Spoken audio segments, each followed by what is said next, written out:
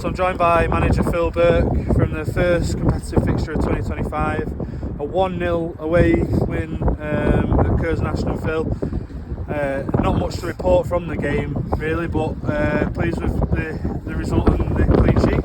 Yeah, pleased with the result in the end. Weren't best pleased with the performance, especially first half. But I think that's probably a result of not playing for 5 or 6 weeks. Obviously we had a friendly last week, but I just think when you're not playing competitive games week in, week out, it does affect you. I think there was a lot of rust there. We were a bit sluggish. So yeah, obviously we managed to get 1-0 up in the first half, and to be honest, I didn't think we deserved our lead.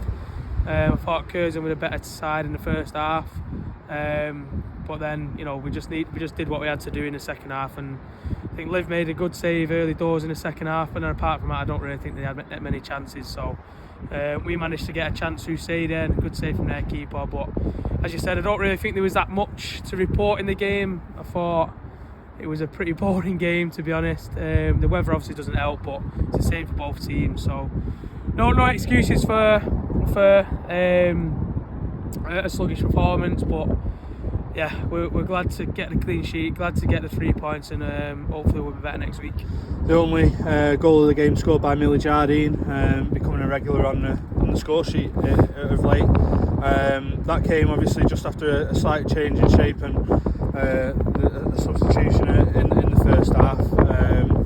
Can you just talk me through the mindset at that point to move Millie further up the pitch? Well, obviously Millie started in the 10, but obviously we tried a new shape today. It's only the third time we've done that shape. Did it in a friendly last week. It was just majorly frustrating because we weren't implementing specific messages that we thought would make the game a lot easier for us. We worked on certain things all week. There was certain aspects that I asked individuals to do that we weren't doing. So I did pull the players in when there was a break in play, and I did say to him, nothing changes. I'm gonna have to make a change. So obviously we made the one change, and we put Kendall in midfield because we wanted people to get on the ball and try and play forward. So I think, was it not one of Kendall's first touches, it slid Molly Kelly through, and then Molly Kelly obviously into got off the keeper, and then Millie Jardine followed up. But again, that was 3 specific messages of midfielders getting on the ball and playing forward, striker trying to make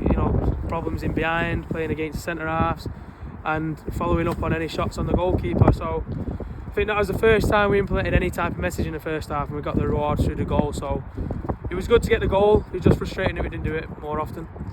Was a message at half time just to make sure that we protected the lead, or was it to go out and put more impetus on the game? No, it was a very clear message at half time that I wanted us to take the game to them much more. I wanted us to take control of the game, dominate the game, wanted to try and score more goals. But of course, also the message was, if you can't score the next goal, make sure you don't concede.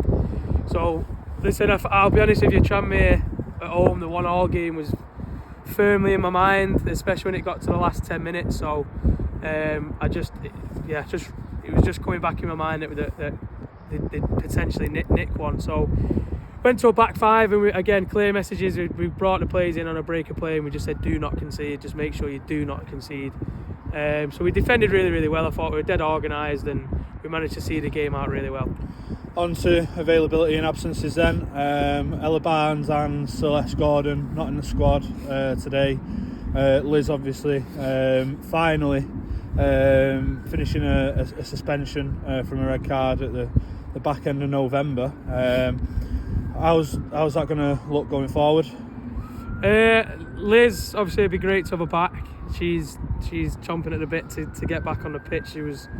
She couldn't stand still on the sides today. She was desperate to get out there. So yeah, it would be good to have Liz back.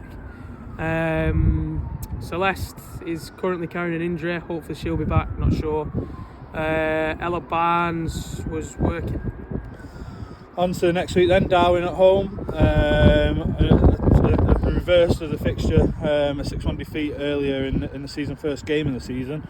How are you going to go about preparing for that, and to obviously turn that deficit from the first game into a more positive result next week? Listen, we've just got to do what we know we can do very well. Of course, it's going to be difficult on paper, if you look at it, to turn a 6-1 defeat into a win. However, we know that we were nowhere near that day. Hopefully today will show us that we're going to have to be at our best next week if we want to get the 3 points. Doesn't help that our home ground isn't available for our home game, so it might end up being played at Darwin or it'll be at a neutral venue. So that'll make it a lot more difficult, but listen, the girls just need to put in another week of hard work and most importantly transfer that onto the pitch on the Sunday. Finally then, another good away support on the road, especially in poor weather conditions. Any message to the support after the game and going forward? Usually I'd start by saying thank you, but this week I apologise for a boring game. We're not normally boring to watch. We're normally a lot more energetic. We're normally a lot more on the front foot, taking risks. So I know the girls will want to react after today's performance. So I just apologise to them that potentially they're coming out in the cold prop might not have been worth it today, but at least we got the win for them. And again, just please keep coming to as many games as you can and getting right behind the team because they do make a big difference. Congratulations on the win, Phil, and good luck against Darwin next week. Cheers, mate.